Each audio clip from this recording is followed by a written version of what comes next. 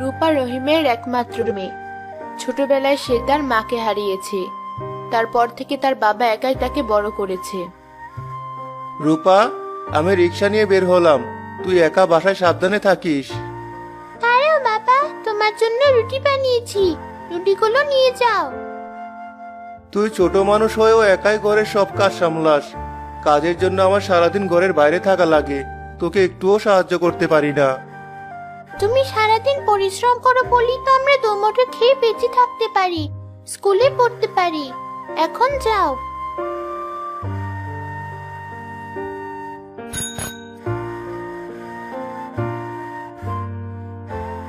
সামনে ঈদ আসছে, গতবারও ঈদের রূপাকে নতুন একটা জামা কিনে দিতে পারিনি। এবার যেভাবেই হোক টাকা জমিয়ে আমার মেয়েকে একটা নতুন জামা কিনে দিবই। এই যে রিক্সাওয়ালা ভাই, বটতলায় যাবেন? হ্যাঁ ভাই, চলেন। 15 টাকা ভাড়া। 10 টাকার বেশি 1 টাকাও দিব না। ঠিক আছে ভাই, ওঠেন।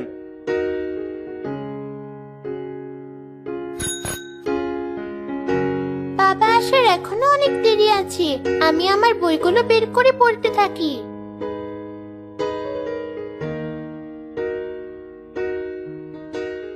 রূপা, একা একা ঘরের ভেতর কি করছিস?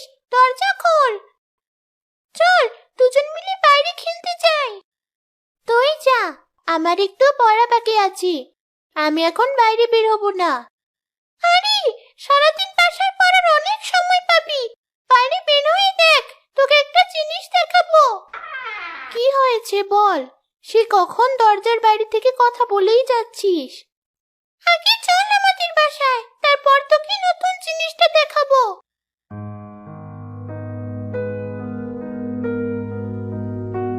বাইরে যাওয়ার কথা বলে আমাকে তোর বাসায় নিয়ে এলি, এবার বল কি দেখাতে চাইছিলে আমাকে। এই দেখ, বাবা আমার জন্য শহর থেকে কতগুলো নতুন জামা কিনে নিয়ে এসেছে।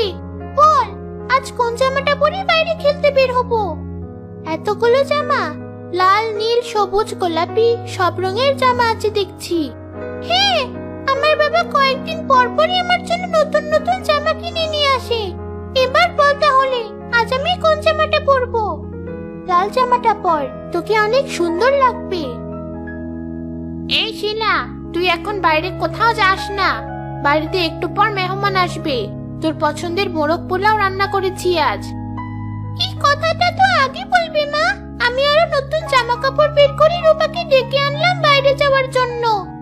রূপা, তুই এখন বাড়ি চলে যা, তোকে তালে দেওয়া জামা পরে থাকতে দেখলে বাড়িতে আসা মেহমানরা আমার সম্পর্কে উল্টাপাল্টা ভাববে। ঠিক আছে, আমি বাড়ি চলে যাচ্ছি তাহলে। আমার জন্য তোকে কি উল্টাপাল্টা কিছু বলুক সেটা আমি চাই না।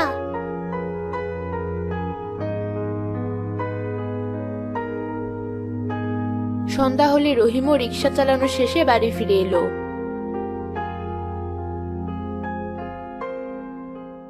বাবা, আমি জানি আমাদের অনেক অভাব, কিন্তু আমার ঘরে পরার জামা দুটো ছিঁড়ে গেছে, তুমি কি আমাকে একটা জামা কিনে দিতে পারবে? কেন পারবো না? যেভাবেই হোক আমি 2 দিনের মধ্যে তোকে একটা নতুন জামা কিনে দিব। তুই এখন আরামে ঘুমো। পরদিন রহিম আবার তার রিক্সা নিয়ে বেরিয়ে পড়ল।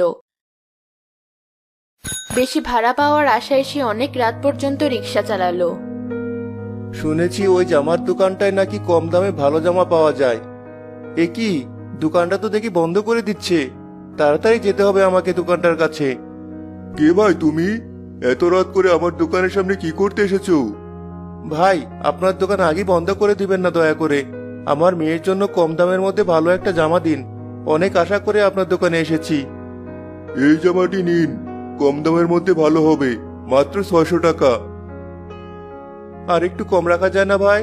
সামনে ঈদ, তখন আপনার দোকান থেকে সুন্দর আরেকটা দামি জামা নেব। আপাতত এটা একটু কম রাখেন ভাই। একদম 500 টাকা, এর থেকে কম রাখা যাবে না।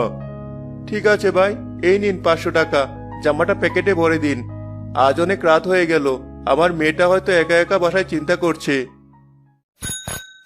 রহিম রিক্সা চালিয়ে বাড়ি ফেরার পথ ধরল।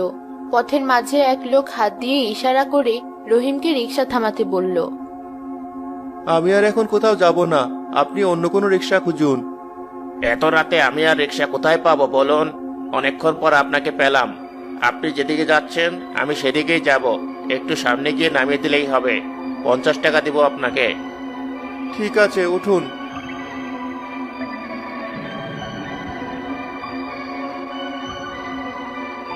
এই তো, এখানেই নামিয়ে দিন আমাকে। এখানে তো আরো 3জন লোক দাঁড়িয়ে আছে, ওরা কি আপনার পরিচিত? হ্যাঁ, পরিচিত বলা যায়। এবার ভালো ভালো তোর কাছে যা আছে সব বের কর। এ কি, আপনার হাতে চুরি কেন? আমার কাছে তো এখন কোনো টাকা পয়সা নেই, আমি আপনাকে কি দিব? টাকা পয়সা আছে নাকি নেই সেটা আমরা দেখবো। এই, তোরা এই রিক্সাওয়ালার পকেট চেক কর। দাদা, একটা 1000 টাকার নোট পেলাম, আর ওর ব্যাগে একটা সস্তা জামাও রয়েছে। দয়া করে আমার টাকাটা আমাকে ফেরত দিন, অনেক কষ্টের জমানো টাকা আমার। আর ওই জামাটাও ফেরত দিয়ে দিন, আমার মেয়ের জন্য কিনেছিলাম জামাটা। তোকে তো কিছুই দেওয়া উচিত না, আমাদের মিথ্যে কেন বললি যে তোর কাছে কোনো টাকা পয়সা নেই? এই টাকাগুলো নিয়ে আয়, আর জামাটাকে ছিঁড়ে টুকরো টুকরো করে পানিতে ফেলে দে। এটাই ওর শাস্তি। দয়া করে আমার সাথে এমনটা করবেন না, আমি আপনাদের পায়ে পড়ি। যা শাস্তি দেওয়ার আমাকে দিন, তবু আমাকে আমার জামাটা আর আমার টাকাগুলো ফেরত দিয়ে দিন। এই লোকটা তো দেখছি নাচর বান্দা, আমার পায়ে পড়ে কান্নাকাটি শুরু করেছে। এই, তোরা ওকে পিটিয়ে আমার পায়ের কাছ থেকে সরা, তারপর ও রিক্সাটাকেও আমাদের সাথে নিয়ে চল। লোকগুলো রহিমকে পিটিয়ে তার হাত পা ভেঙে দিল, আর রূপার নতুন জামা ছিঁড়ে পানিতে ফেলে দিল। সকাল হলে রহিমের গ্রামের লোকজন রহিমের এই অবস্থা দেখে রহিমকে বাড়ি নিয়ে আসলো। কি হয়েছে বাবা, তোমার এই অবস্থা কেন? আমার বাবাকে কারা যেন রাস্তায় মেরে রেখে গেছে, সাথে তার টাকা পয়সা আর রিক্সাটাও নিয়ে গেছে। অনেক কষ্টে তোমার বাবার জ্ঞান ফিরিয়েছি আমরা, তুমি তার যত্ন করো, ঠিক সময় তাকে ওষুধ খেতে দিও। আমি এবারও তোর জন্য নতুন জামা কিনতে পারলাম না রে রূপা, তুই আমাকে ক্ষমা করে দিস। তুমি আগে সুস্থ হও, আমি বাইরে থেকে তোমার জন্য পানি নিয়ে আসছি। রূপা, শুনলাম তোর বাবাকে কারা যেন মেরে হাত পা ভেঙে দিয়েছে, সাথে তোদের রিক্সাটাও নিয়ে গেছে। এখন তোরা চলবি কি করে? জানি না, বিধাতা যা চান তাই হবে। তোদের অবস্থা দেখি মা অনেক কষ্ট পেয়েছে। যত যাই হোক, তুই তো আমার প্রিয় বান্ধবী। মা তাই বলেছে, তুই যদি মায়ের ঘরের কাজে টুকটাক সাহায্য করিস তবে তোদেরকে 3 বেলা খেতে দিবে, আর মাস শেষে কিছু টাকাও দিবে। তুই কি রাজি? তাহলে তো ভালোই হয়, আমাকে আর বাবার ওষুধ কেনার টাকা নিয়ে চিন্তা করতে হবে না। আমি রাজি। ঠিক আছে, কাল সকালে চলে আসিস তাহলে আমাদের বাসায়। আচ্ছা, আমি তাহলে পানিটা নিয়ে যাই বাবার জন্য, আর এই খুশির খবরটা দিয়ে আসি। পানি এনেছিস রূপা? দে আমাকে, খুব তৃষ্ণা পেয়েছে। বাবা, শিলার মা আমাকে কাল থেকে তাদের বাড়িতে কাজ করতে যেতে বলেছে। তাহলে আমরা 3 বেলা খাবারও পাবো আর কিছু টাকাও পাবো। তোমাকে আর কোনো চিন্তা করতে হবে না। তুই অন্য মানুষের বাড়ি গিয়ে কাজ করবি? তাহলে তোকে এত কষ্ট করে লেখাপড়া কেন করাচ্ছি আমি? আমি তো আর সারা জীবন ওদের বাড়িতে কাজ করব না। তুমি যতদিন পর্যন্ত সুস্থ না হচ্ছ তার আগ পর্যন্ত শুধু। তোকে যে না করব সেই সামর্থ্যটুকুও নেই আমার। খেয়াল রাখিস তোর পড়ালেখার জন্য কোনো ক্ষতি না হয়। ঠিক আছে। পরদিন রূপা শিলাদের বাড়িতে গেল কাজ করতে। শিলার মা তাকে দিয়ে একে একে বাড়ির সব কাজ করালেন।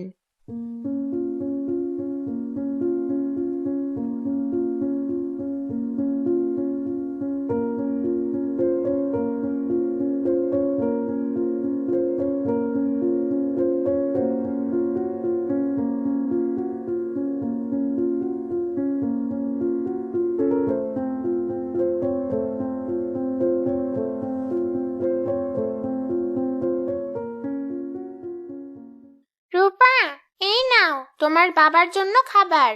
কিন্তু আন্টি, এই ভাতগুলো তো পুড়ে গিয়েছে, বাবা কিভাবে খাবে এই ভাতগুলো? সব রান্না বান্না তো তুমিই করলে, এতগুলো ভাত পুড়িয়ে আমার চালগুলো নষ্ট করলে। তোমরা ছাড়া এগুলো কে খাবে এখন? কিন্তু আন্টি, আমি তো আপনাকে ঘর ঝাড়ু দেওয়ার আগে বলে গিয়েছিলাম ভাতগুলো নামিয়ে রাখতে। এসে দেখি আপনি কিছুই করেননি, এতে আমার কি দোষ? এই ফকিরের মেয়ে এখন আমার দোষ ধরছে? তোকে আমি 3 বেলা খাবার আর টাকা দিচ্ছি কি তোর আদেশ শোনার জন্য? এজন্য যেচে পড়ে মানুষের ভালো করতে হয় না। কাল থেকে তোর স্কুলে যাওয়া বন্ধ। ওই সময়টাতে তুই আমার বাড়িতে কাজ করবি, নয়তো তোকে আর আমি কিছু দেব না। এখন বাড়ি যা। কি হয়েছে মা, তোর চোখে পানি কেন? কেউ তোকে কিছু বলেছে? কেউ কিছু বলেনি বাবা। এই নাও, তোমার জন্য খাবার এনেছি। ভাতগুলো তো দেখছি পুড়ে গেছে। তুইও কি এই পোড়া ভাত খেয়েছিস মা? আমার এখন কথা বলতে ভালো লাগছে না, আমি একটু ঘুমোতে গেলাম, তুমি খেয়ে নাও।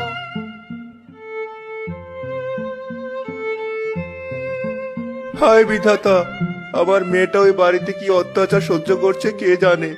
তুমি আমাদের জীবনটা একটু সহজ করে দাও। আমার আর এই ঘরে থাকতে ভালো লাগছে না।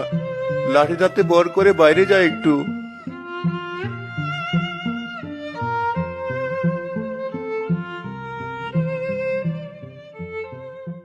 রহিম ঘরের বাইরে বের হয়ে দেখলো তার বাড়ির সামনে একটা ব্যাগ পড়ে আছে।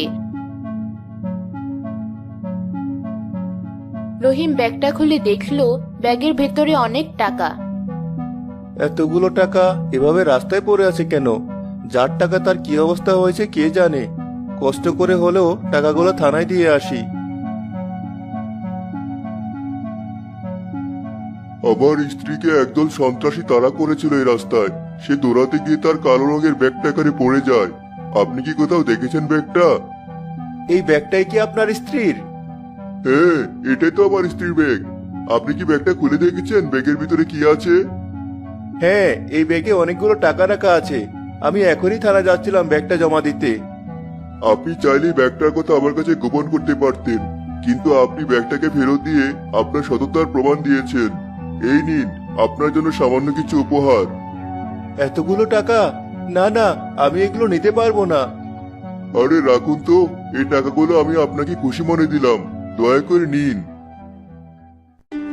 রহিম সে টাকা পেয়ে রূপাকে অন্যের বাড়িতে কাজ করতে নিষেধ করলো। সুস্থ হওয়ার পর রহিম সে টাকায় নিজের জন্য একটা নতুন রিক্সা কিনলো আর রূপাকে ঈদে অনেকগুলো জামা কিনে দিল।